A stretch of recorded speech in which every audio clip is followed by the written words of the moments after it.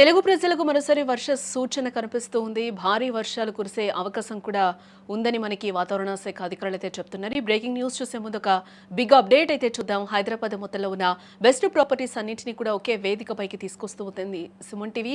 ఈ రోజు రేపు హెచ్ఎస్సిసి నోవాటల్లో జరిగే సుమన్ టీవీ ప్రాపర్టీ ఎక్స్పోలో best flats, villas, open plots, Deepavali offers and discounts తో అందుబాటులో ఉంటాయి. మీరు విజిట్ చేసి ప్రతి గంటకి ఒక గోల్డ్ కాయిన్ గెలుచుకునే ఛాన్స్ కూడా ఉంది.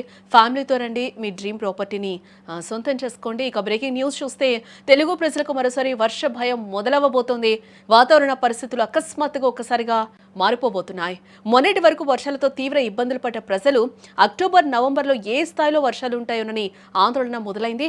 దేశం నుంచి నైరుతి రుతుపవనాలు పూర్తిగా వెళ్లిపోయినా ఈశాన్య రుతుపవనాలు దక్షిణ ద్వీపకల్పంలోకి ప్రవేశించడంతో రెండు తెలుగు రాష్ట్రాల్లో విస్తృత వర్షాలు పడే అవకాశం ఉందని కూడా వాతావరణ శాఖ హెచ్చరిస్తూ ఉంది.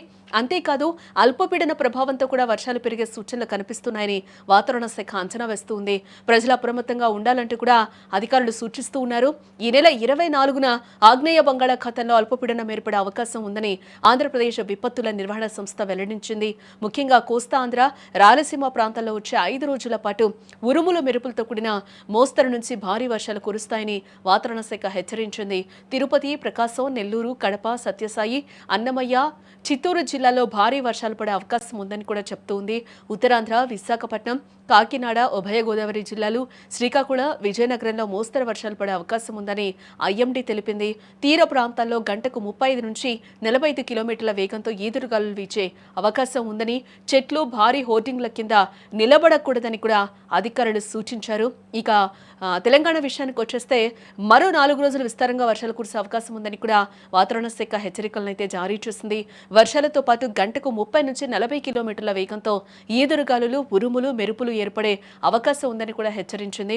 శనివారం సంగారెడ్డి, మెదక్, కామారెడ్డి, వికారాబాద్, నాగర్ కర్నూల్, వనపర్తి, నారాయణపేట, జోగులాంబ, గద్వాల జిల్లాల్లో పిడుగులతో కూడిన వర్షాలు కురిసే అవకాశం ఉందని హైదరాబాద్ వాతావరణ కేంద్రం చెప్తోంది.